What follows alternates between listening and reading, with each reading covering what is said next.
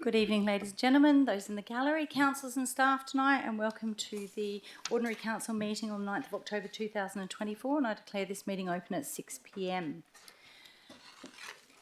Just like to welcome everyone again, but also I'd like to just acknowledge everyone, and the City of Swan acknowledges the traditional custodians of this region, the Whadjuk people of the Noongar Nation, and their continuing connection to the land, waters and community. And we pay our respects to elders past, present and their descendants. Just like to read the disclaimer, which is the terms and conditions of entry into this meeting are posted on the door just as you enter, and we ask that you please ensure that you've read them prior to attending this meeting and abide by them. Attendance and apologies. We have all council members in attendance except for Councillor Paddy Jones, who will be with us shortly, and we have Councillor Catalano, who's also absent, and leave of absence for Councillor Ringo. Tonight we have nil apologies. So I'll just ask now in part 4 if there's any declarations of financial and proximity interest and interest affecting impartiality. If there is, could you just fill out one of the forms, please? And I have one here from the CEO from Councillor Zanino, which is item number 14.1.1, the policy review, policy C136, honorary freeman of the City of Swan, as Councillor Zanino is a freeman of the City of Swan. So thank you for that. So just hand those up if you do have one. And move to part 5, which is public question time. So questions and answers recorded in the minutes of the meeting may be summarised in accordance with the Local Government Administration Regulations 1996. And all questions were received for this meeting have been answered, responded to, and have been included in this schedule. And all questions will be published in the minutes of this meeting. So move to 5.1, answers to questions which were taken on notice. There were no questions taken on notice for this meeting. 5.2, questions relating to reports contained on the agenda. 5.2.1, questions of which due notice has been given. There have not been any received by tonight's cut-off date. 5.2.2, questions without due notice for items on the agenda only. We have Ms. Rebecca Thompson has registered to ask questions, and she's allowed 5 questions if time permits. And 5.3, other questions to items not contained in the agenda. 5.3.1, questions of which due notice has been given. So Mr. Bob Baku has sent in 2 questions and they have been answered and will form part of the minutes, and they're there. So we'll just stop there. Thank you. Questions from Ms. Rebecca Thompson. Yep. So I'll just ask Ms. Thompson if she'd like to come up. Thank you. If you just pop the button on there for the speaker. Thank you, Mayor and Councillors. My name is Rebecca Thompson. I'm from Row Group. We're the planners on behalf of the Bullsbrook South Structure Plan. My question is in 2 parts. Firstly, just wanted to, is Council aware of the supplementary emails that were provided by Row Group today, providing clarification and confirmation in regards to the DBCA referral response and confirming that those matters have been appropriately addressed, and DBCA and DWA are now supportive of the proposal? And in the second part is just whether or not Council had any further requests for clarifications or questions in regard to the proposal that we could help with tonight. Thank you. Thanks. I'll ask Mr. van der Linde. Madam Mayor, my understanding is that all councillors would have received the email. I've had a copy of the email that was addressed to all councillors. And if councillors have any further questions about that matter, they can't ask questions to the applicant. Those questions will have to be put to the staff tonight when the application is assessed. Thank you. And do you have a second question? That was it combined into... Okay. Thank you very much. Now, just ask if there is any member of the public wishing to ask a question on an item on the agenda. No? Okay, if there's no questions there, I'll move to 5.3, other questions to items not contained in the agenda. 5.3.1, is there anyone who has a question pertaining to an item not contained in the agenda? Thank you. So 5.3.1 is questions of which due notice has been given. And Mr. Bob Koo had sent in 2 questions, and I said they've been answered and will form part of the minutes, and they are in your agenda there. And 5.3.2 is questions without due notice. Ms. Angela Charlesworth has sent in 1, and Mr. Bryce Parry has sent in 1 question as well, and these have been answered and form part of the minutes. Now I'll ask if there any member of the public wishing to ask a question on an item not on the agenda. No, thank you. Moving on to public statement time. Registration for public statement time at council meetings was required by 10 a.m. on Wednesday the 9th of October 2024. And we haven't to date had anyone that's registered. So we move on to part 7, which is petitions. A petition containing 241 signatures was presented by Ms. Angela Charlesworth at the Agenda Forum on the 2nd of October 2024, and that was relating to the Movida Wall and is to be tabled at this meeting. And the recommendation, the petition will be dealt with in accordance with the Meeting Procedures Local Law 2023 under section 4.4 to B, and B, that the petition be referred to the CEO and a report be submitted to a future council meeting. And I'll need a mover. Thank you, Deputy Mayor Johnson, and a seconder, Councillor Bowman. Thank you. Is there anyone against? Great, that's carried. And then we move on to part 8, deputations. All deputations for items on the agenda were heard at the Agenda Forum, which was held on the 2nd of October 2024. Now, some announcements by myself, the presiding member. Just like to let everyone know that the City of Swan recently received a $2 million grant from Lotteries West to progress the Ellenbrook Community Hub. So this is quite a significant contribution. And I really want to take this opportunity to thank Lotteries for that significant contribution. So this for the hub will provide a much needed new home for the Ellenbrook Men's Shed, and it'll also be shared home for several community groups, and that's going to include Ellenbrook Combined Probus Club, the Ellenbrook RSL, and numerous multicultural associations. And I do have that just here to hold up. Oops. It's like holding a cheque in your hands, really. So I'm not sure if everyone can see that okay. So the hub itself in Ellenbrook is going to feature a large hall for functions and performances, events and group recreation activities. I'm just going to pop that down for a minute now. Thank you. An activity room and community room, an arts and crafts space, and storage space for lots of those community groups as well, and a lot more. And it will give local community groups a place to call their own, and that's where they can run programs and host events and have functions. And the Ellenbrook area continues to experience a massive rapid growth, and this is the sort of facility that will boost social inclusion, cohesion and wellbeing. So thank you very much to Lotteries West for that contribution. I'd also like to say a huge thank you to those that attended the Leadership Symposium on Saturday the 5th of October. It was a great opportunity to thank and also pay homage to our key stakeholders to come together and reflect on that beautiful collective achievement that we've had throughout the last 12 months. And we're looking forward to the future projects and seeing more of our community leaders included in that. So thank you very much to all the city staff who made that event possible. Now move on to part 10, leave of absence. Are there any councillors requesting leave of absence? If there is, can you please fill out the form and hand it up to the CEO? Councillor Bowman, you've got one to come up. And what were the dates? And my apologies, because you've just reminded me. Right. It would be Tuesday the 5th of November and Wednesday the 6th of November, please. Can I have a seconder?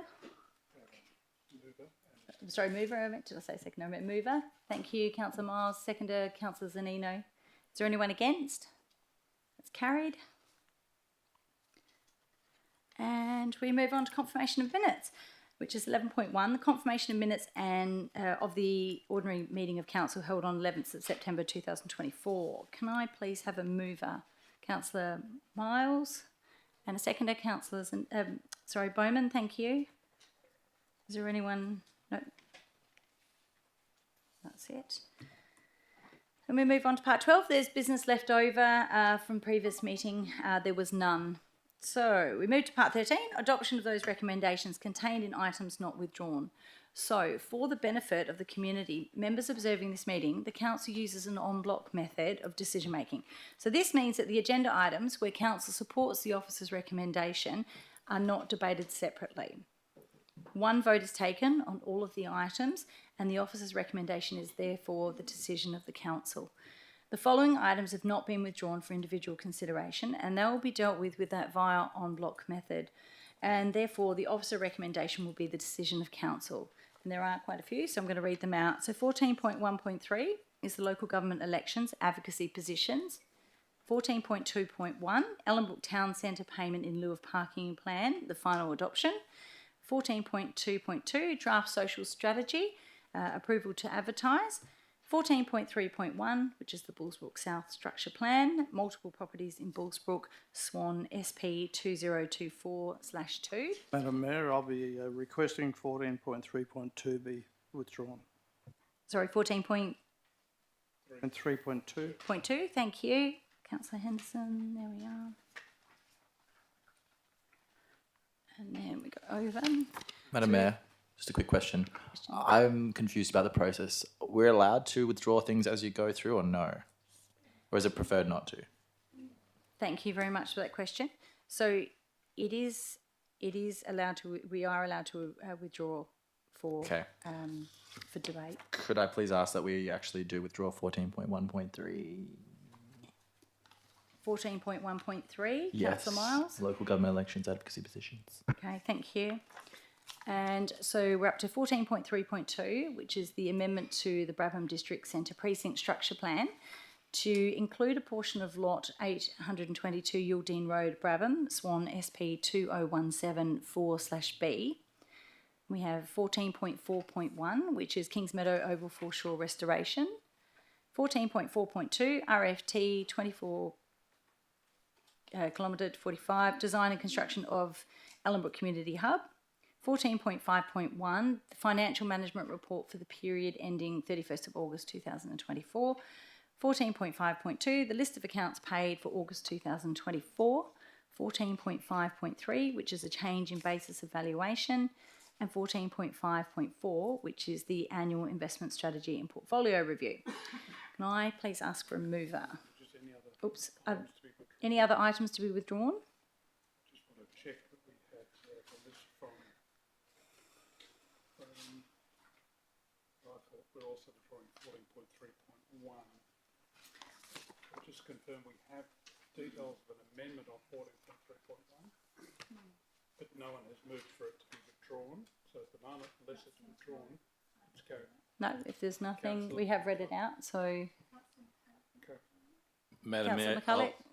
I'll move that 14.2.1, 14.2.2, 14.4.1, 14.4.2, 14.5.1, 14.5.2, 14.5.3 and 14.5.4 be moved on block, noting I didn't move 14.3.1. okay. And a second one. Councillor Jones. Jones, hello, thank you, Councillor Jones. Is there anyone against? Question. Question, Councillor Prodovnik? Sorry, I'm a little bit lost. Is Councillor McCulloch's motion or amendment on the run sheet? You didn't respond to that. It is? Was it?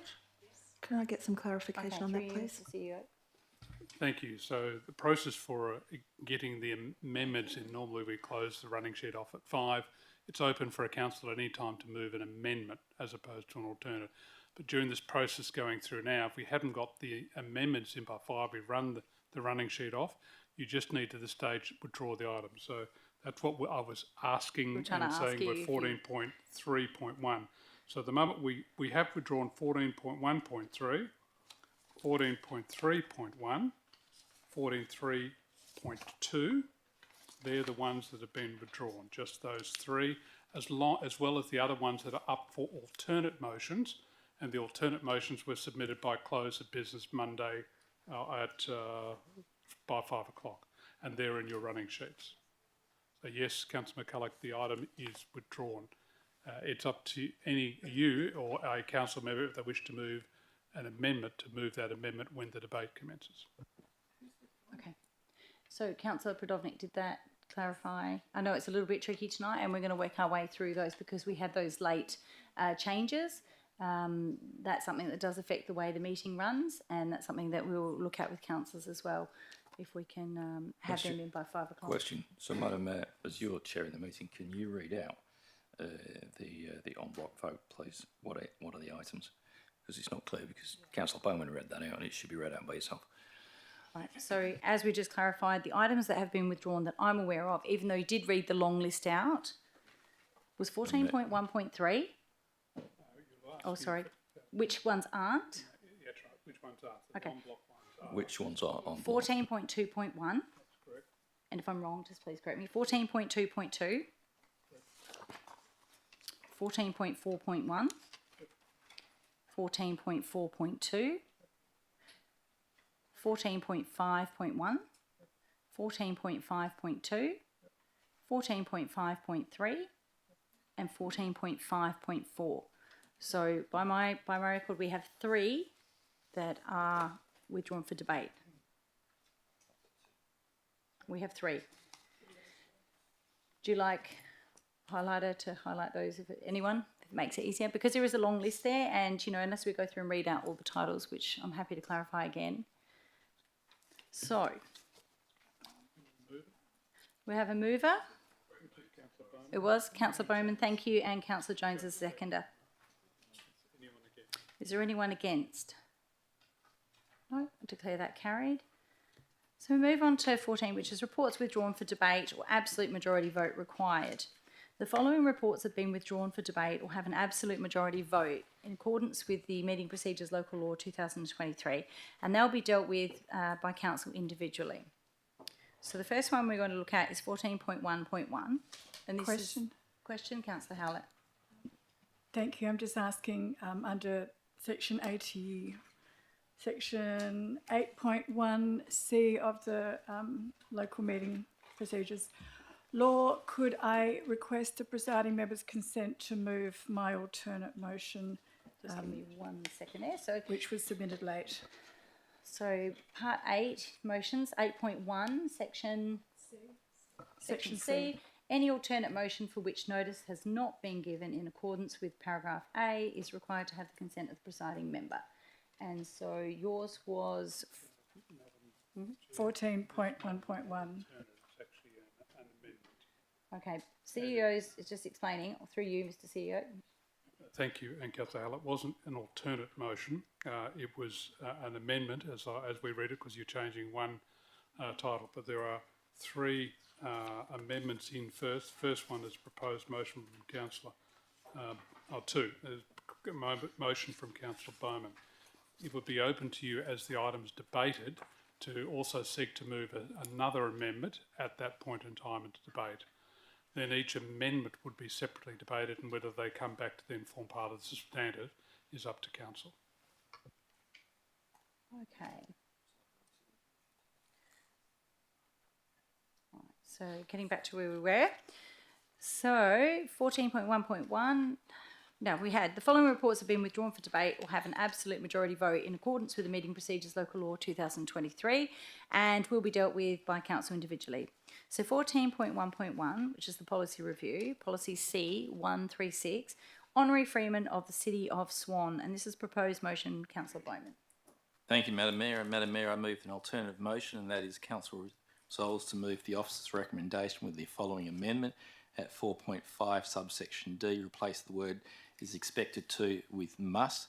So it reads 4.5, bestowing honorary freeman. D, each honorary freeman of the City of Swan must maintain the standards of value and conduct that led them to being awarded the designation. The council of the city may revoke the status of an individual as honorary freeman through the same process required to nominate an individual as honorary freeman. And the reason for the motion is sure the standards of value and conduct are always maintained. I move so. Thank you. Do I have a seconder? Councillor Jones? Amendment. Councillor Howlett, what is your amendment? I would like to include in there as a point to change the title to honorary free person. And do I need a reason or not? Yes. No, first we need to find out if it's acceptable first to the mover. It's not. Okay. So we move back to councillor Bowman. Sorry, debate that. The amendment first. Okay. So So then councillor Howlett or councillor Howlett. Would you like my reason, or I would like to debate it? Or? Yeah. So we move into debate now. Yes. Okay, and my reason. Perfect. Okay, so my reason is that honorary free person is a non-gender specific term and provides a more inclusive title that is reflective to the values of inclusivity held in our community. Thank you. Do I have a seconder? Councillor Miles. Is there anyone against? Do you wish to debate it? Councillor Bowman. councillor. Oh, sorry, Councillor Howlett. You're. Thank you. I don't think that it requires much debate. It's a simple change of term. We are moving to more fluid and more responsive terminology across our whole landscape, and this is just another way of being inclusive and you know, I suppose another word we could call it is an honorary free woman, and I wonder how everybody would feel if we changed it to that. But I think an honorary free person covers everybody. Thank you. Thank you, Councillor Howlett. I'll ask, is anyone against? Oh, sorry, Councillor Miles next. Thank you very much. Yeah, I'd just like to thank Councillor Hallett for moving this amendment, I guess, to the motion. Councilmen, policemen, firemen, chairmen, those are the words that used to be held to describe those positions. Police officer, firefighter, council member, elected member, whatever you like, chairperson. I don't think there was much kicking and screaming when those changes happened because, yes, there may have been a time where people that look like Councillor Zanino were the only people who received the honour of becoming an honorary freeman, but that is not the world we live in anymore. And I think if we want to reflect actually, you know, our strategies and our documents that encourage equity and diversity in our city, then the council ought to represent that in our highest civic honour, which is, in my view, should be called honorary free person, because, you know, it should be accessible to all people, because women do exist. They're 50% of the population. So one word change I don't think should be causing so much error or distaste in people's faces, because being accessible is a good thing, and I think we should lead by example. And I don't think it would diminish the position at all if it changed in title. So thank you. I hope you support the amendment. Thank you, Councillor Miles. Now I'll ask if I anyone have a couple of against? questions first. Question, the 1960 Local Government Act, did it mention free person or freeman? Or did it even mention it? Thank you. I'll ask through you, Ms Hodgins, if you may know. Through you, presiding member, I don't know. Second question, where was the origins of freeman? What was the origins of freeman? Through you, Ms Hodgkin. Through you, presiding member, my best understanding is that it does come from English law and probably precisely property law, but I'm no expert in that field. Okay, thank you for that. Councillors, a little bit of research would indicate that the 1960 Act was amended in 1965. Question, Madam Mayor, is this his speech or is this another question? I'm not too sure. Through you, sorry, Councillor Bowman, is that a question for staff? Well, Madam Mayor, if it was a question, it would start with who, what, where, why or how. Well, and I to- don't think I did that, so it would be my debate. Thank you. Should I start again? Because you have to stand when you debate. Thank you, Councillor Miles. So in 1965, amendments were made by Parliament to the Local Government Act of 1960 to insert a power for local governments to, by absolute majority and with approval of the Minister, confer upon any person the title of Honorary Freeman of the municipality. The title of Freeman has its origins in medieval European history, when a man who was bound to serve a landowner could by special decree be declared a free man and so be freed of former obligations to the landlord. In modern usage, freeman is used to describe an honour bestowed on a person by a local government who's made a lasting and exceptional contribution to a district. It does not confer any special entitlements other than what we have in the policy. With the passage of the Act of 1995, the dedicated legislative power for local government disappeared and was absorbed with the general functions under Section 3.1 of the Local Government Act 1995 to provide for the good governance of persons in the district and the executive function under the Act. While the delegated legislative power toward the title was repealed, many local governments across the state have continued the practice and means of recognising exceptional contributions, often but not always made by long-serving and retired councillors. So, Madam Mayor, the point there is this was in the 1960 Act, which obviously I wasn't around for, but a little bit of research would indicate that. Madam Mayor, research would indicate, and I could not find more than 3 local governments that call it something different. One is free person, one is keys to the, or something like that, but there was only one that had free person. Madam Mayor, I look at the honour board up there, and I think Councillor Miles mentioned something about women. Madam Mayor, I do see that there is a female free man up there. It'd be interesting to see what her opinion is. I know there's 2. So, Madam Mayor, I cannot support this motion. This is part of history. There's reasons why it was called that previously, and I suggest that we keep it that way. Question. Thank you, Councillor Bowman. Question, Councillor Miles. This is probably best directed to staff, but could staff answer me and say, have women always been allowed to practice law in Western Australia? Through you, Ms. Hodgins. Point of order, 6.81. Just Councillor Bowman, just one moment so I can acknowledge the point of order. Thank you. Councillor Miles, just one moment. Councillor Bowman, what is your point of order? 6.8, subsection 1, relevance. Right, so I'll give councillors a chance to get hold of their local meeting procedural law and have a look. And that's point of order 6.8. Subsection 1. Question is probably not relevant to the item being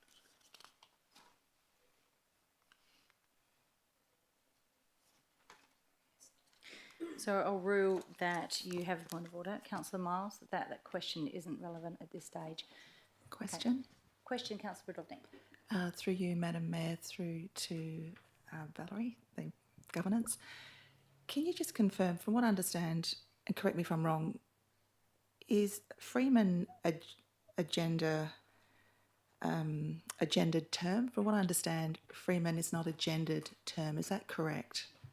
Good question. Through you, Ms. Hodgins. Again, it's, the origin of words is beyond my level of expertise, but I think we have seen changes move away from chairman to chairperson or to chair.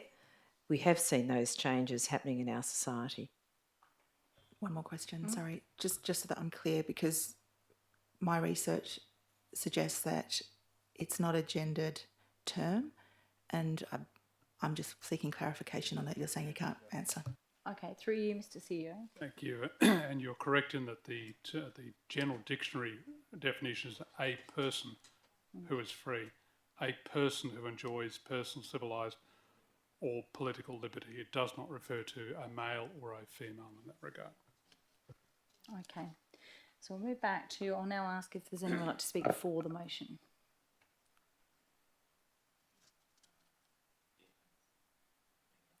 So this is the amendment.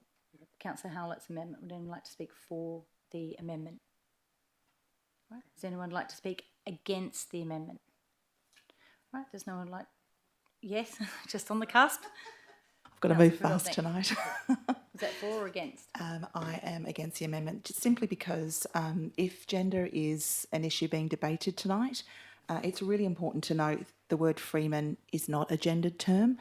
And a quick, obviously the CEO has confirmed that with a quick search.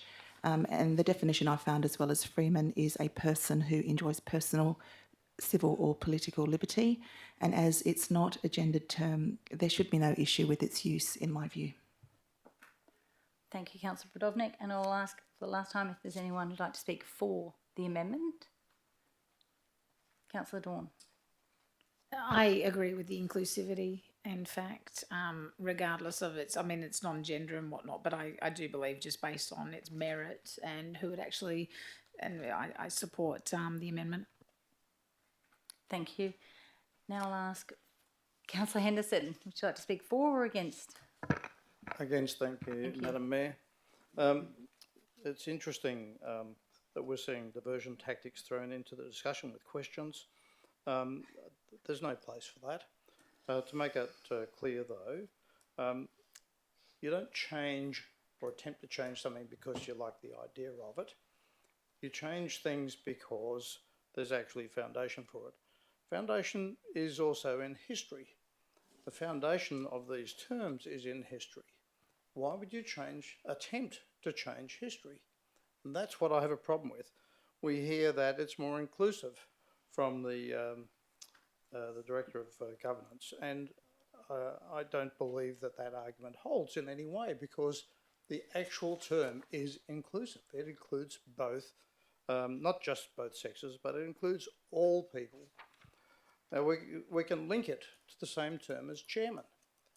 I take umbrage to the term being changed in chairman as well, because you're not talking about a man, you're talking about the reference to the chair, and you're talking about how history was developed around the use of that term. They're both the same. And I want to be clear about that. They are both the same. So there's no reason to change this because it sounds nice. It isn't just a nice thing. It's about those people that are up there that have earned that title. It's about those people having said to me, one in particular, Margaret Kitchen, said to me, and I've said this before, how she felt strongly that she was a freeman of the city, and she didn't like the idea of change. Regrettably, Margaret is not with us any longer. Rest in peace. Thank you, Councillor Henderson. I did see some other hands go up, so I'm going to ask again, does anyone like to speak for the motion? And this will be the last call. Is there anyone Speaker like to against. speak against the motion? Deputy Mayor. The only thing I have to say is that the title of Honorary Freeman must be inclusive, because we do currently have a female Honorary Freeman of the city, and that is Miss Barbara Dundas, and she accepted the honour and has never had any comments about having a badge that says Honorary Freeman on it, so I believe it is inclusive. Thank you. Thank you. I'll ask for right of reply. Councillor Howlett. Oh, thank you. Thanks, councillors, for your debate. It's very interesting. I imagine that if I was a man, I might also feel a bit threatened by this change of title. But I moved to the foundations in history. Point of order. That is derogatory to males. Councillor Henderson. I'll just let Councillor Howlett resume her seat. Councillor Henderson, what is your point of order? I'm not going to pull the book out because I don't have the number, but there was a If derogatory there is no statement. point of order, I'm sorry, It's I a can't withhold your derogatory point of order. statement. Thank you. Councillor Howlett, if you could resume, please, but retain to the debate, thanks. Thank you. Point Foundations of order, Madam in- Mayor. Oh, just one moment, please. If you could just retain your seat, thank you. Councillor Bowman, if you could tell me what your point of order is, please. 6.12. 6.12, just one moment. And it was on the comment that Councillor Henderson was about to say. Was this in relation to Councillor, we'd moved on? Councillor Howlett's Thank you, I thought you said issue Councillor Howlett. that Councillor Councillor Henderson. Henderson was trying to raise, but I've just added the 6.12 for his benefit. But you can't, because Councillor Howlett had already moved on, so you don't have a point of order. Thank you. Councillor Howlett, if you'd like to finish your right of reply, please. Thank you. Foundations in history. Yes, history is very important, but we can't, just because something is and something was doesn't mean it was always right. The Aboriginal population didn't get the vote till 1962. So historically, order. if we... Just one moment, Councillor Howlett, if you could resume your seat, please. Councillor Bowman, what is your point of order? 6.8.1, we're talking about Freeman. I don't believe anyone raised Aboriginal vote in their debate. Thank you, Councillor Bowman. Councillor Howlett, I'll rule that you do have a point of order. Councillor Howlett, this is retaining to the debate of free person. Okay. You have 2 minutes 29 left. Thank you. Wonderful. I'll drag those 2.5 minutes out unless I'm interrupted more, which is probably very likely. Well,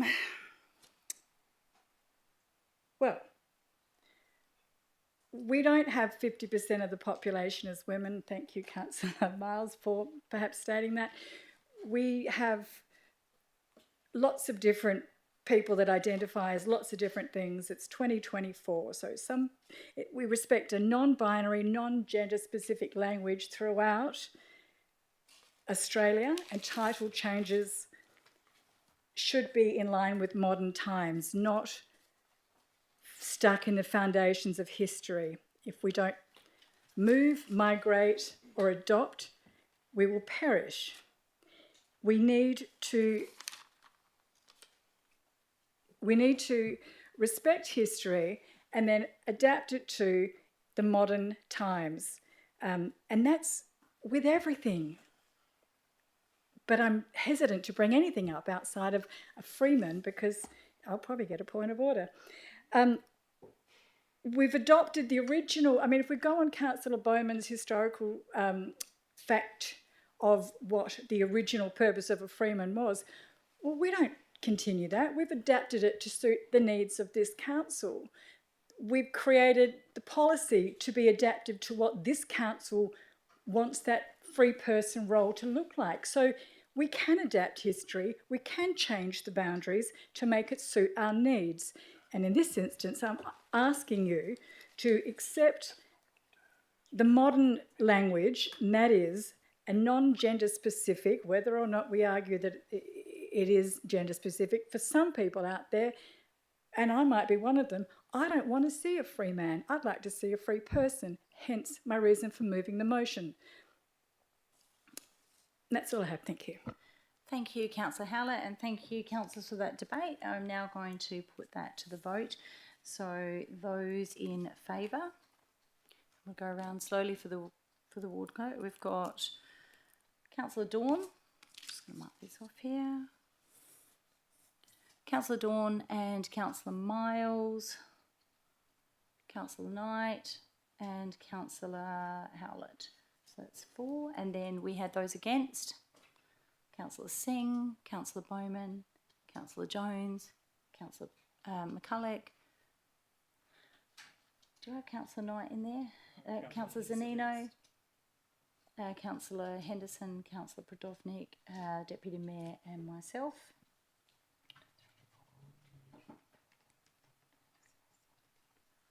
So I have 9-4 and the motion is lost. I'm going to move back to Councillor Bowman. So we're now moving back to the amendment, which is Councillor Bowman's. Councillor Bowman. Through you, Madam Mayor, I believe the amendment was lost and we're moving to my alternative motion. Just checking Yes. that's... Yep. Okay. As the mover, I don't wish to speak. Thank you. Seconder, nothing to add? I'll ask if there's anyone against. Do you wish to debate it? Yes. Thank you.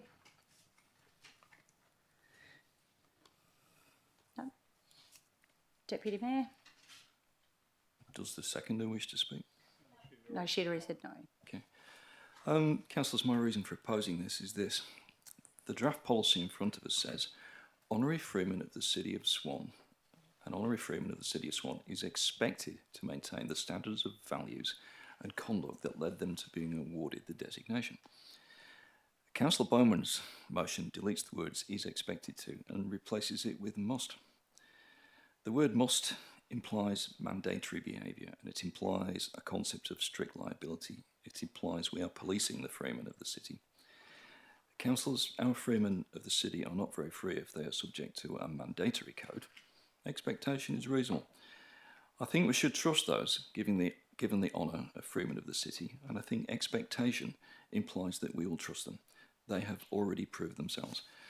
So vote against this alternative motion, as I don't think this particular change is necessary. It is hardly strategic. Thank you. Thank you, Deputy Mayor. I'll ask, is there anyone who'd like to speak for the motion? Would like to speak against the motion? Councillor Howlett.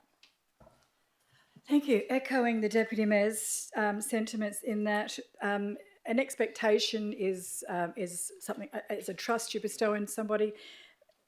To must is requires, how do we mandate that? We can't mandate somebody must behave in a certain way. It's strict and it's mandatory. So in that regard, I do not support it. An expectation is perfectly reasonable. So thank you. I foreshadow the officer's recommendation. Thank you, Councillor Hallett. And I'll ask again, is there anyone like to speak for the motion? This is the last call for the motion. Does anyone like to speak against the motion? All right, if there's no one for or against, then Councillor Bowman, your right of reply. Thank you, Madam Mayor. Madam Mayor, the definition of must is be obliged to, should. So the example here is you must show your ID card. Madam Mayor, all this is doing is putting a higher expectation to say, for those people who have done an amazing job to be on that board, they should keep that standards at all times. Thank you, Councillor Bowman.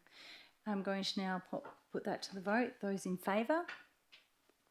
Right, so we have Councillor Singh, Councillor Bowman, Councillor Jones, Councillor McCulloch, Councillor Miles, Councillor Zanino, Councillor Henderson and myself. 1, 2, 3,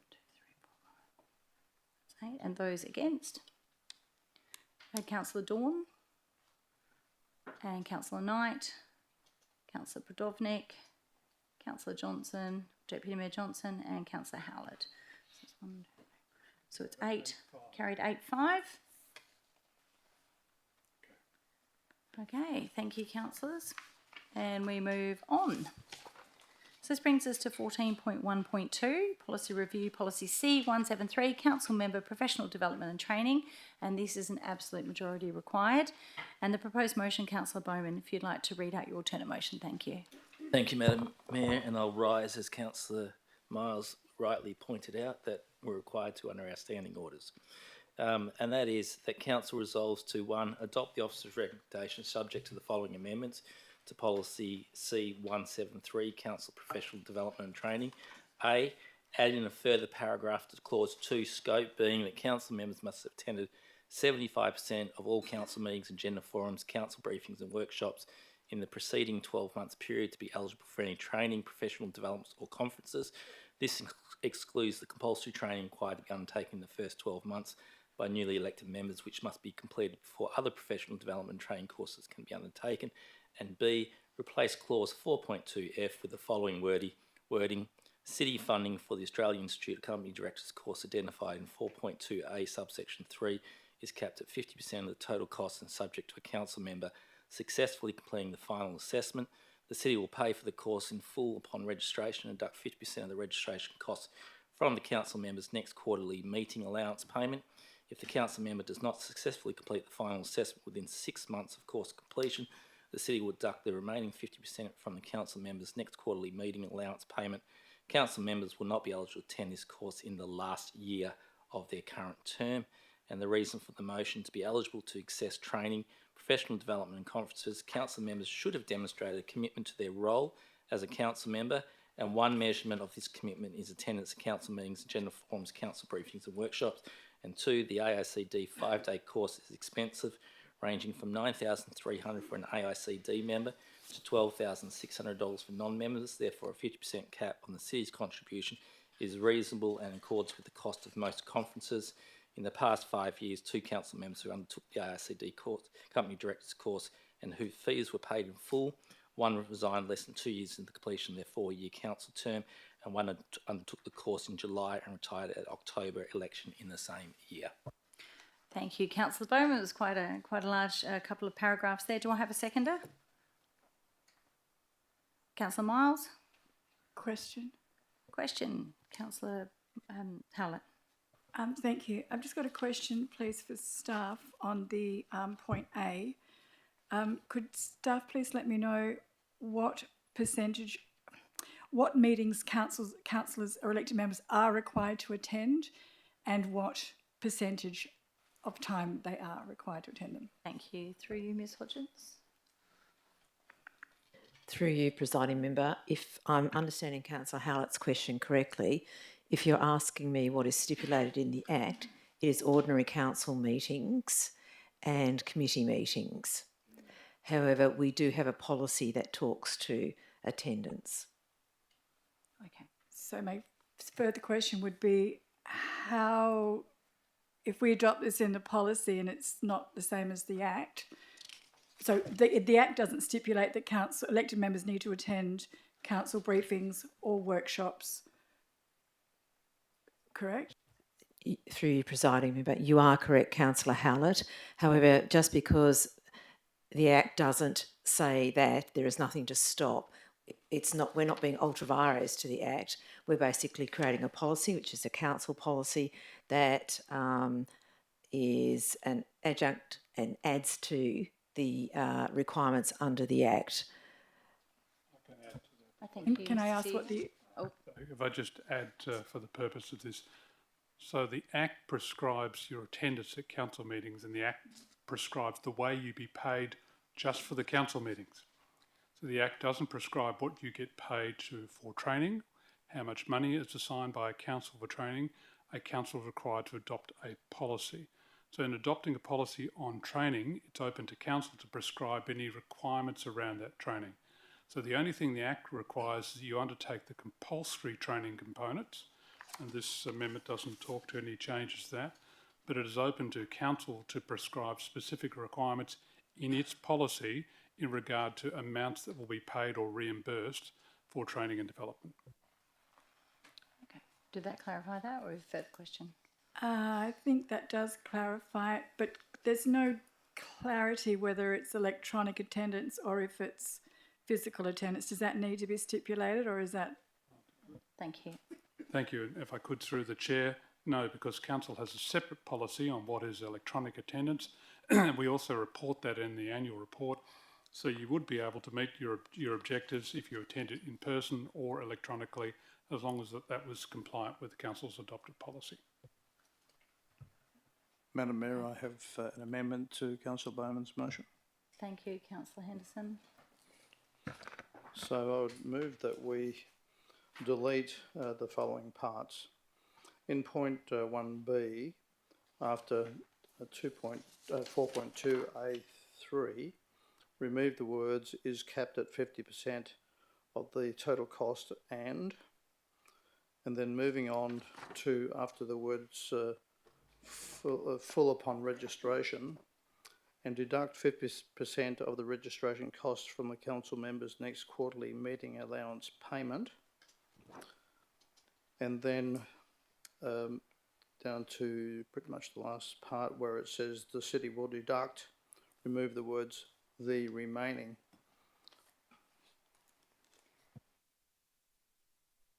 Oh, we're just having a look.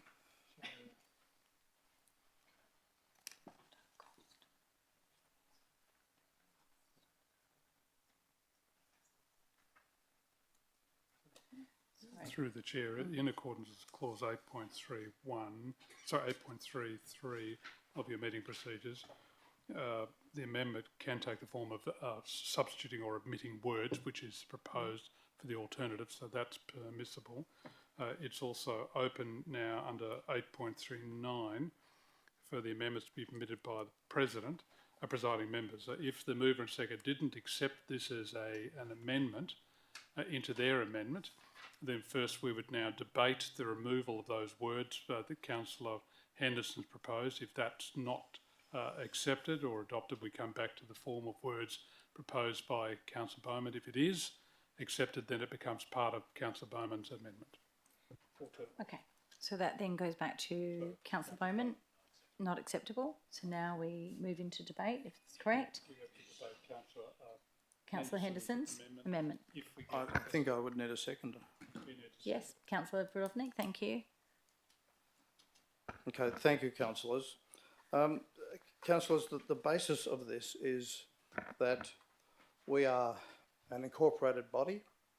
We have a budget of a couple of $100 million a year, and we should know exactly how we're spending that money and how we're dealing with it and what risks we're taking and every other aspect of what is done in a big corporation of a couple of $100 million. The AICD course is probably one of the best courses to induct a councillor into the real world of what finance is about, of what business is about, and how we should deal with the money of the ratepayers. Now, not every councillor is going to want to do that. I understand that. Some of them may find it a bit heavy. It's a full-on course. It's very detailed. And to pass that course, you've got to have your head switched on. Some councillors may not feel as though they're at that level and would rely on other council members around the table to be able to carry those business matters. But it's important for people to have a clear understanding of the governance role as a councillor. I undertook this course quite some time ago and found it extremely useful, not only here but also applying it elsewhere. So the point here is that if we're going to have high calibre people with high calibre education and training, not the WELGA stuff, that's just simply almost tiddlywinks, to be blunt. It's really low end stuff. If you can't do that, you shouldn't perhaps even be a councillor. But the point here is that the WELGA stuff is about getting to that low level. This is about being a true board director to be able to deal with matters that are at a high level. I think we should always strive for the best. The cost is actually relatively small. If a councillor comes on and does 2 terms, it's a cost over 8 years. In my case, 12 years plus. That cost was, in my view, well spent. If we don't look at things more broadly and say, okay, we might get 4 or 5 people around the council that do it, if we don't look at that and encourage it without slapping them with having to pay for a whole slab of it themselves, I think we've made a big mistake. So councillors, I would strongly request that we support councillors in their ability to do their job. Thank you. Thank you, Councillor Henderson. I'll ask Councillor Brodovnik as the seconder.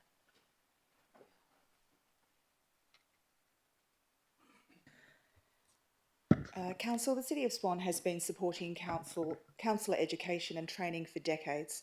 Ongoing education helps us to do a very good job. This motion targets the costs of one particular course councillors have been able to do, but it ignores other courses and conferences that cost around the same that councillors can go to. Why are we targeting this one course? I am currently doing a WELGA course. I'm sure Councillor Henderson will not be impressed by that, but I am.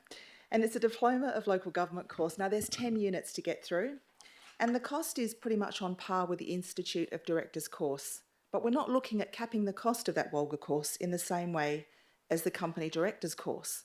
Why are we targeting one course councillors can do and not other courses that cost about the same amount, based on the actions of 2 former councillors instead of councillors like Councillor Henderson who still are on council? That makes no sense to me, particularly when the Company Directors course is one of the most established and reputable governance courses in the world. If anything, we should encourage councillors to do that course. I would ask councillors to support our current level of education and training. Please support this amendment. Thank you, Councillor Brodovnik. I'll ask, is anyone against the amendment? Councillor Bowman. Thank you, Madam Mayor. Madam Mayor, this is all about responsible use of ratepayers' funds. $12,600 to do a course, an intensive 5-day course. WELGA courses are 6 to 12 months.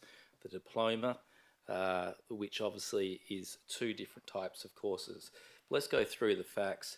Over $50,000 would appear to be spent in the last 7 years for 6 councillors. Only one of those councillors is still on this council. 2 of them have left within a short term of completing it. Madam Mayor, we're not saying that you can't do it, but over 8 years, Councillor Henderson said, spread it out. Well, no, that's not right, because you can do it this year, and the next year you can go do another $6,000 course. The year after you can do another $6,000 course. So, Madam Mayor, If it was to be spread over and you go do the AICD and you can only do that for 2 or 3 years and nothing else, I wouldn't be against that. But this is not what this amendment is. This amendment is saying you do the course, it's $12,600. The City of Swan will pay for that course all up front. And then next year, you can go do Diploma of Local Government. And then the next year, you potentially can go do something at university and get $6,000 for it. Where does it stop, Madam Mayor? Is the responsibility not also on us councillors to train ourselves, to educate ourselves in the role? Thank you, Councillor Bowman. Does anyone like to speak for the motion? For the amendment. Sorry, the amendment, Deputy Mayor. Thank you, Madam Mayor. Councillors, in the last 10 years, just 6 councillors, I believe, have attended the AICD course at city expense. I'm one of them, and I'm still here. I don't think that any of the 6 councillors who have attended the course would have done so if they had to pay 50% of the cost themselves, which I understand would be about $6,000. There seems to be some implication in both the officer's recommendation and Councillor Bowman's motion that some councillors are intentionally taking the course and then leaving the council. So, as I pointed out, I'm one of the 6, and I'm still here. Let me just run through the other 5. Peter Lidham James, 2017, office due to expire in 2021. Peter left for fundamental strategic reasons. He realised he could do more good at Shalom than he could on council. And he, I'm sure, is using what he learnt on that course at Shalom. Adam Kovalev's 2018 left council after 1 term for reasons that occurred after he took the course, reasons beyond his control. David McDonnell, 2018, was the chairman of the MRC at the time, and attending the course must have been of enormous value to him. He stood for re-election in 2019. He intended to continue, but was not re-elected. Mark Elliott did not stand for re-election in 2021 and took the course in 2020. Those are the facts. Bryce Parry, 2021, he left office in 2023, but who knows? He might be back. Of the 5, of the 6, I think 3 would be prevented by the new rule. But of these 3, 1 ran for council again and intended to return, and 1 intended to run again but was prevented by reasons beyond his control. I think only 1 of these 6 councillors would be prevented from attending if this new policy had been in place at the time. Councillors, what is the content of the course? So, councillors, I looked at the course material I had, and it says this. In summary, the role of the board, decision-making, directors' duties and responsibilities, the board's legal environment, risk issues for boards, strategy, the board's role, financial literacy for directors, driving financial performance, achieving board effectiveness. All of this is directly relevant to council. We are like a board, only we are elected and we have additional responsibilities above and beyond those that a board has. I think we should continue to support full funding of this course on a year-by-year basis. It's not so expensive, at about $10,000 a year, and the benefits mean it has great value. It's often said about expensive corporate training that there is a risk that after taking the course, a person might leave. But of course, if you don't train people, there's an even greater risk. They might stay. Thank you. Thank you, Deputy Mayor. I'll ask, is anyone against the motion? No one against the motion. Last call, is there anyone for the motion? I'll ask for your right of reply. Thank you, councillors. I'll try and be brief. There's actually some clauses in here that put conditions on people should they go early, and I support that. So that's in respect of people doing the course and going. Here's the thing. If you think of a ratepayer electing us to do a job, they're electing us to be trained and to be responsible. And that's really the key that I'm getting out of this discussion. If Councillor Bowman feels as though that, from what he said, that we can do the job effectively and pay half of it ourselves, well, I don't think you'll get people paying it, as Councillor Johnson said, because frankly, we don't get paid a lot of money, as everyone knows, and we have only a few people that are going to do this course. if someone were to do the course and leave within a year, I would suggest that that's just bad form. But I did the course a long time ago. The city paid for my refresher course, as the case with Councillor Johnson for doing the course. On balance, we've only got a couple of bad eggs, to use the term, where it hasn't really worked out. But in reality, even if it's for a couple of years, the ratepayers will see value in that, because we have the ability to look at, to assess risk, and to, in particular, assess risks around how much rates they've got to pay. So that will give a voice of reason around the table, with knowledge of how corporations work and how they assess and do their business. So, councillors, I actually think that the motion that Councillor Bowman has got there is very good. I just simply want to come back to, if we do the right thing by councillors that want to learn and build their knowledge base, we should be prepared to pay for that. In reality, it's actually not that much money. Councillor Bowman said 50-odd thousand bucks. Well, guess what? $50,000, I think there's probably a few projects out there that we could save $50,000 on, more than a few, if it came to that. So really, we need to be much more focused on training our people, and I urge you to support this amendment. Thank you. Thank you, Councillor Henderson. Councillors, I'll now put that amendment to the vote. Those in favour, I'm just going to mark this off. We have Councillor Singh, Councillor Jones, Councillor McCulloch, Councillor Miles, Councillor Henderson, Councillor Brodovnik, Councillor Johnson and Councillor Howlett. And those against, myself, Councillor Dawn, Councillor Bowman, Councillor Knight, Councillor Zanino. So the amendment is carried. 1, 2, 3, 4, 8. 8-5. That becomes part of Councillor Bowman's now motion. No problem. So we go back, Councillor Bowman. Is there anyone against? Just come back. Anyone against the motion, Councillor Bowman? So is there anyone against Councillor Bowman's motion? Amended motion. No? Okay, that's carried.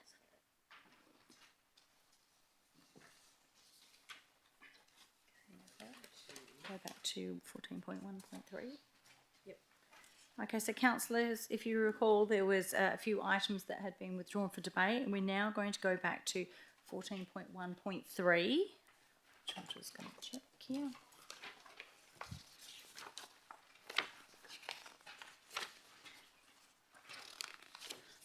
So, just going to read it out for you. So 14.1.3, go back a few pages, is local government elections advocacy positions.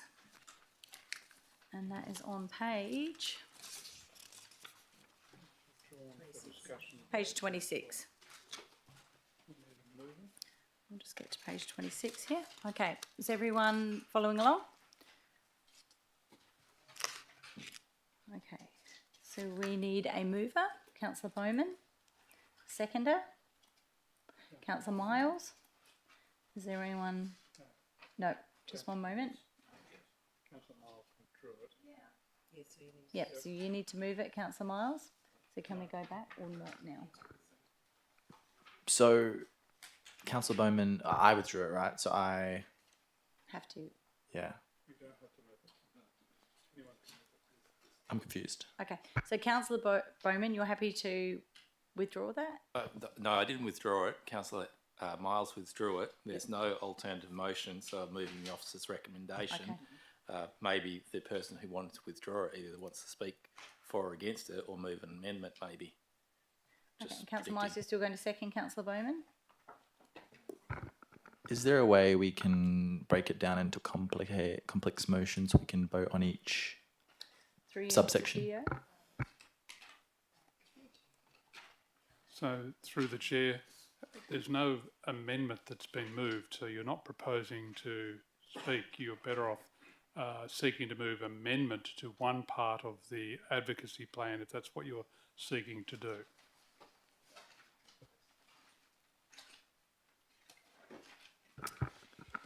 Do you know what?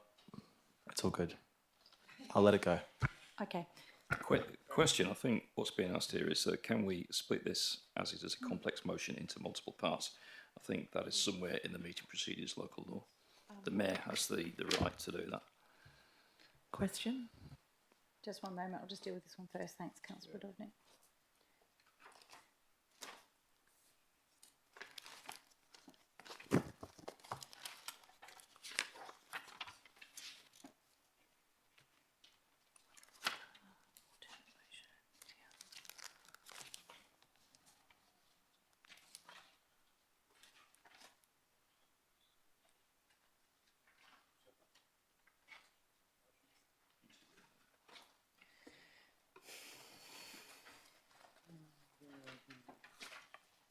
Because he's unsure and he's not seconding it, he actually has that, so doesn't it? There is a right for section, I just can't find it off the top of my head, but at this point in time, no amendment has been moved.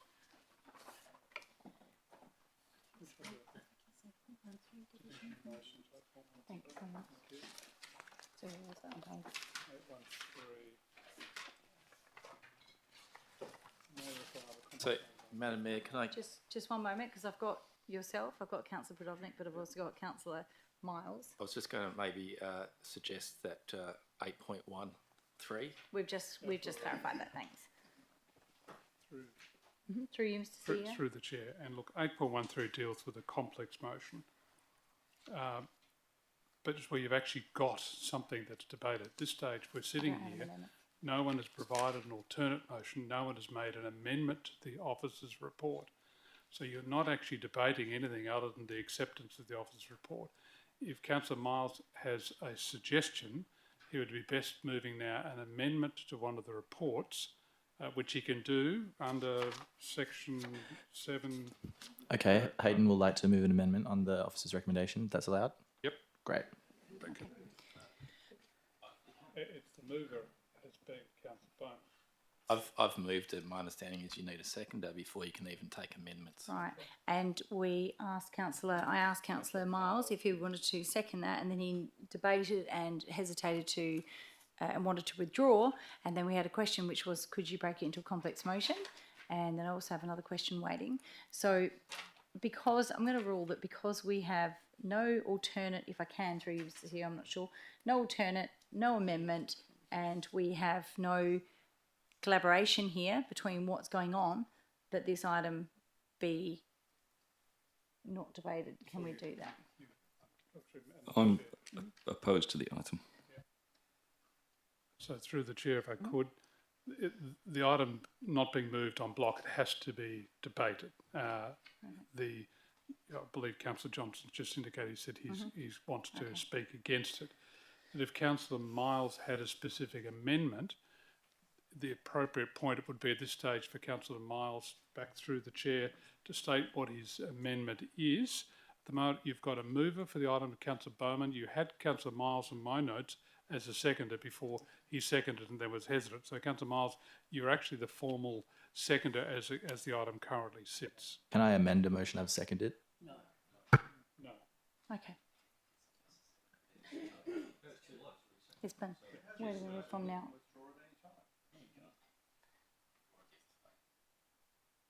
Just one moment, let's just work through this one. I can't because it's already been seconded by someone. You can't withdraw a seconding in my understanding. Just one moment, we'll just get some governance on this. It's going to be interesting learning curve for everyone.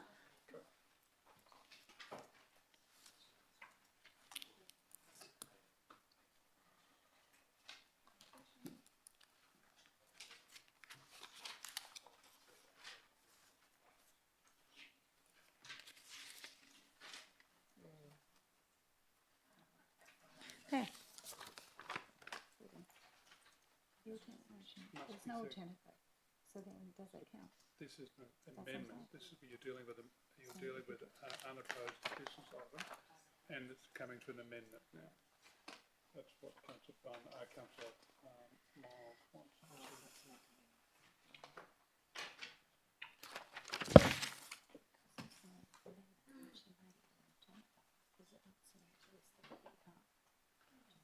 So through the chair, as I read clause 831, and a member may move a motion to any time during the debate with 3 exceptions. None of those exceptions have actually applied to date. The presiding member hasn't called for the right of reply.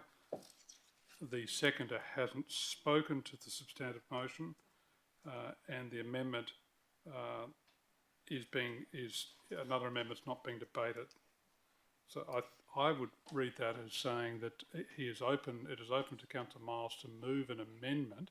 So, but if someone has an alternative view and they can state a relevant section of the standing orders that supports that, then I would defer to the presiding member. So, Councillor Miles, that's your first selection, which is, do you have an amendment? If that motion has been moved, I would like to make an amendment to it now. Okay, Yes. Thank you. Great. That Point of order. Just Can one I move moment, the- Councillor Miles. You can only move the amendment during debate. So the Councillor CEO. Bowman, what is your point of order? I've just read. You just need to quote what your point of order is from So the. you have to what Need to quote the section. what the unfortunately. CEO just said at 8.3. Councillor Bowman, you need to quote. Yes. From the local meeting 8.3. 8.3.1. And it says a member may move an amendment to a motion anytime during debate. Debate has not started because we have not got a seconder, and you need a seconder before debate can start. That's right, and we can't have a debate until we have an amendment. Through you, Mr. CEO. Hold on. Through the chair. Through the chair. Deputy Mayor. Deputy Mayor. Through the chair, the items have been brought to council to debate at this point in time. The fact we have a mover for the item, which is Councillor Bowman. We actually had a seconder for the item, but Councillor Miles. Now, we hadn't got beyond, but the debate has begun by the time you actually move it. It says you can move it at any time. It doesn't say you have to move it at a point where you've actually gone to listen to the anybody want to speak, otherwise it's during any time to debate. So it's open, in my interpretation, for an amendment to be made, but Councillor Miles would need to then state, as he said, he would need to state amendment now, he would need to state what his amendment is. He would then need to seek whether the mover himself as a seconder, which is where it gets complex, would accept that amendment. But if Councillor Bowman says, for instance, he won't accept it, then we'd need to see whether there's a seconder for your proposed amendment, debate that item, and then come back to your substantive motion. But you're making it complex, councillors, by introducing these items without consideration prior to the formation of tonight's running sheet. Councillor Miles. Do you have an amendment? like I said before, yes, and I'm permitted to start saying that now. Great. I move that the council resolve to support the officer's recommendation, but instead at number 3, it read 3B instead of 3A, which would be the sector supports optional preferential voting as a preferred voting method for general elections. Is that acceptable to the mover? Madam Mayor, can I ask the question first, Yes. please? My understanding is that would be a substantial amendment because it's actually completely changing it and therefore could not be accepted. Okay. Madam Chair, I concur that it's not an amendment, it's an alternate to what's been put forward. It's substantive, it changes the substantive nature of it, so that should not be dealt with as an amendment. As no alternate motion had been put in prior to the discussion on this item, for Councillor Miles now to seek an alternate motion, he would need your consent to introduce it. Councillor Miles. Can you reword it into an alternate, is that correct? Alternate motion, which means a simple, no, you can't. And which is why I've given you a couple of opportunities now to be able to move through this, and it looks like we're at a stalemate now. So through you, Mr. CEO, So in the basis you're ruling that there is no alternate motion for consideration, we have the officers' report, which has been moved and seconded by Councillor Bowman and Councillor Miles. At this stage, as I understand, Deputy Mayor Johnson has said he wants to speak against the officers' report. If so, we would need to move to debate. That is if Councillor Johnson is seeking to do that. Okay. Councillor Bowman now. Up to Councillor Johnson. Councillor Johnson. I'm opposed to the officer's recommendation and I want to speak to it. Councillor. No, don't wish to debate it? Yes, I do. No, sorry, you wish to debate it? Correct. And now I move to Councillor Bowman. Would you like, no debate? Councillor Miles is the seconder. I'll just quickly say I apologise for wasting council's time. Obviously, I still have to get my head around the meeting procedure local law, but I will certainly advocate through the Walgett East Zone for changes to this position. Thank you. Now I'll ask, is there anyone against? No, Councillor Johnson's That's already his, started. Councillor Johnson. Thank you, Madam Mayor, and thank you, Councillor Miles. I think one of the things we've learned tonight is that we need to get our alternate motions in before 5 p.m. on Monday. But getting back to the point, the reason I am opposed to this is that I don't think this has really got anything to do with council. We've got 2 Walgett representatives that we've elected. They go to Walgett and it's up to them to represent this. I think that this is something that's completely out of our scope. So I also recall councillors in the workshop, this was raised and we had the unusual spectacle of having a vote on each of these individual items. And I didn't vote because I didn't think it was the right thing to do. So I don't think that should have happened, and I don't think this item should have come to council, and that's why I'm opposed to it. Thank you. Thank you, Councillor Johnson. I'll ask if there's anyone for. Can I ask a quick question? Question. Does what happen at council workshops, is that not confidential, or can I have a staff, the CEO answer that? Through the CEO. Thank you. If the item is specifically headed up confidential, it would be. That, to my knowledge, I don't know we introduced as confidential. We drew it to council's attention. The reason you're considering it is this is beyond the scope of staff to make a recommendation, nor, as council doesn't have a fixed opinion on any of this, we believed it was best for council to make its determination on what it believed. Madam Mayor, can I just ask a question to the CEO? When we have our briefings and the like, we're often asked about our views on things, but they're not votes per se, and they have no standing. Is that correct? Through you, Mr. CEO. That is correct. Okay, councillors, I'm going to ask, is anyone like to speak for the motion? Right, no one for the motion. I'll ask for the last time, is there anyone against the motion? If there's not, I'll ask Deputy Mayor, right of reply. Oh, through you, Councillor Bowman. Thank you, Madam Mayor. Madam Mayor, I actually agree with some of the points that Councillor Johnson has raised, but in light of the fact that no one actually put an alternative motion by 5 o'clock on the Monday, I moved the officer's recommendation. Do I like it all? No. Are we all going to agree? No.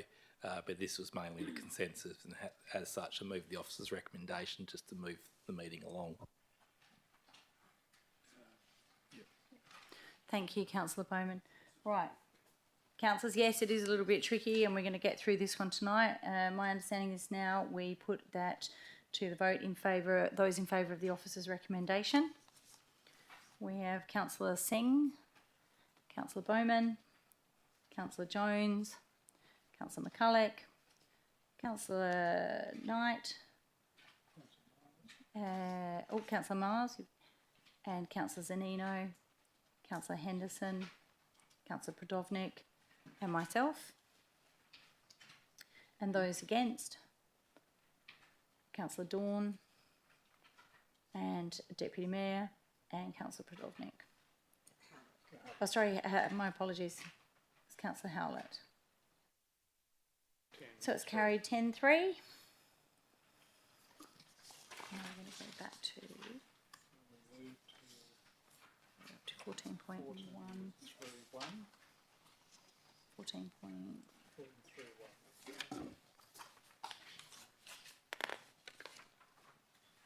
Which is the Bullsbrook Local South Structure Plan. Right, so if we jump back on, we're going to now move to 14.3.1, which is the Bullsbrook South Structure Plan, multiple properties in Bullsbrook, Swan SP 2024/2. Councillor McCulloch. I'll move with no alternative being raised. Thank you, Councillor Bowman. Councillor McCulloch, and second, sorry, just one moment. You're seconding Councillor McCulloch? Councillor Bowman, okay. I've moved it, Councillor Jones. Officer's recommendation. And then I wish to move an amendment. Thank you, Mayor. He's moving amendment. And I have questions. So first we would need to hear We heard Councillor McCulloch. McCulloch's amendment and then see whether we've got a second. Thank you, Mayor. As per the officer's recommendation, and then at part 3A, at the end of that paragraph, for the irrigation of proposed public open space areas, and to incorporate the following express requirement. Any urban water management plan prepared as a condition of subdivision approval shall include detail of measures to be incorporated into the drainage system and road design to mitigate against the export of sediment from subdivision construction areas into adjoining watercourses, inclusive of the Nambad Brook. Post-installation of these measures, the subdivider shall undertake for the duration of subdivision work and on a quarterly basis a testing regime of the surrounding watercourses to ascertain the presence of suspended solids in the water. And then the reason for my... Do I need a reason for the amendment? As the mover, I'm happy to incorporate that in my motion. You would still, through the chair, need a seconder for the amendment. Councillor Henderson? As the mover, I've agreed to incorporate that. No, but still need a seconder then for it to be incorporated. No. Just one moment. Okay.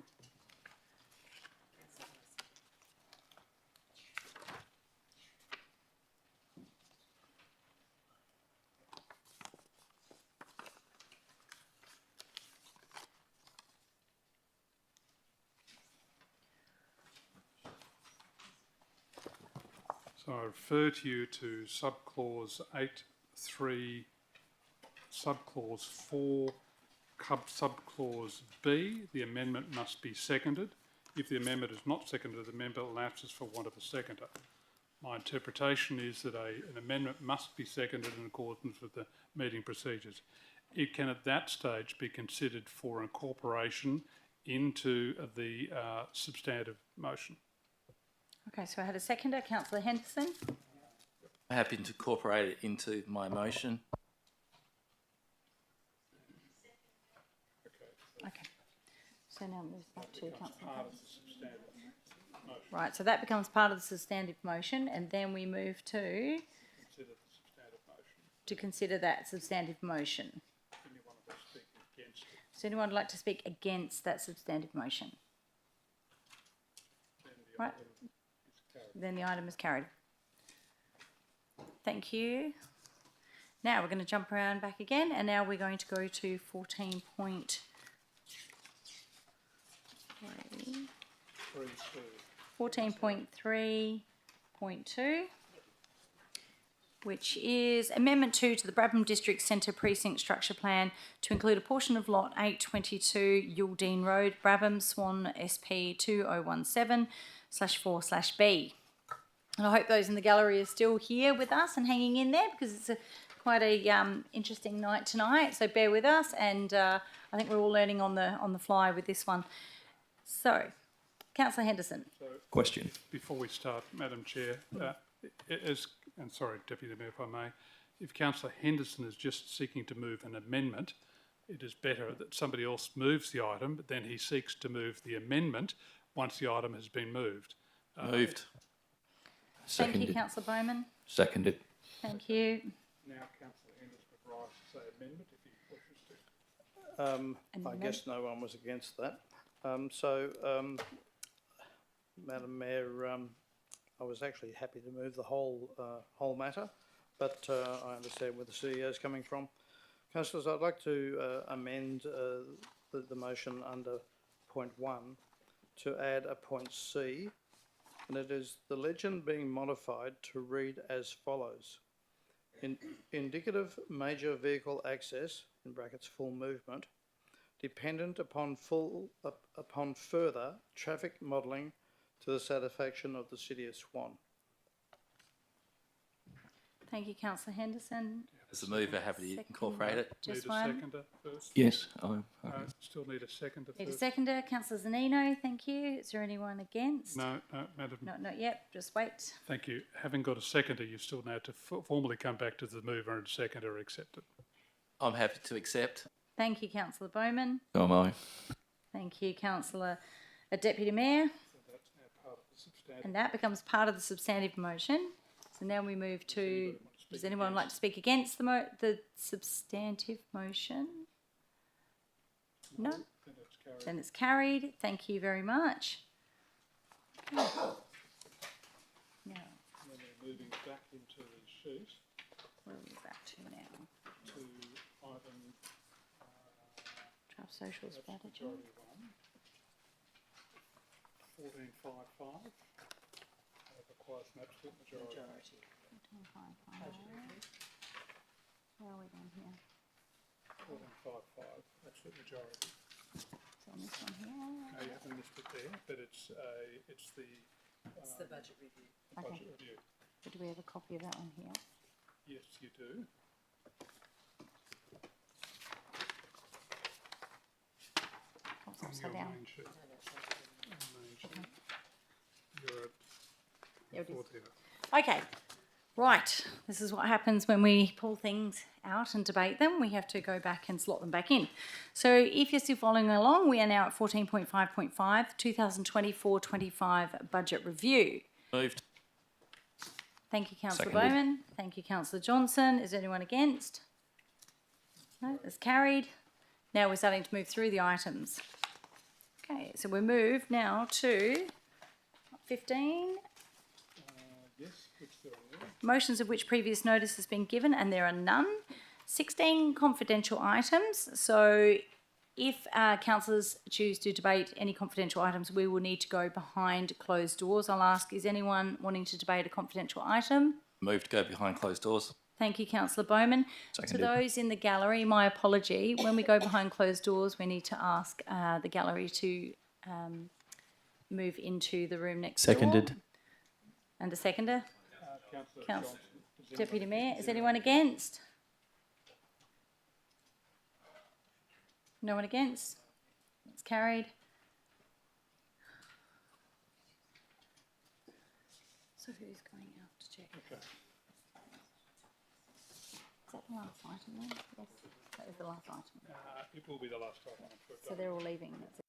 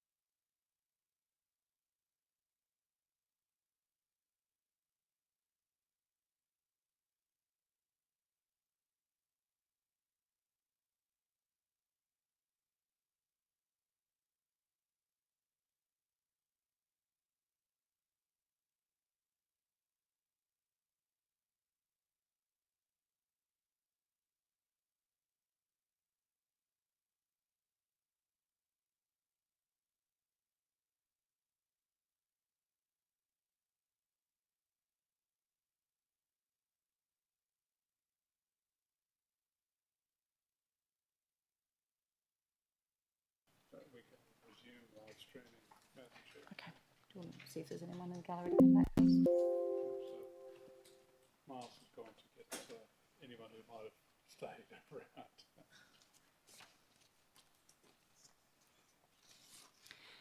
So those watching at home, we've just come back from a confidential item, which was the appointment of the City of Swan Design Review Panel 2024 to 2026, and the council resolved 11.2 to appoint, that the council resolved to 1, appoint candidate number 1, candidate number 2, candidate number 3, candidate number 4, candidate number 5, candidate number 6, candidate number 7, candidate number 8, candidate number 9, and candidate number 10 to the pool of members for the City of Swan Design Review Panel for a period of 2 years, and 2, appoint candidate number 1 as chairperson of the Design Review Panel and candidate number 2 as the deputy chairperson.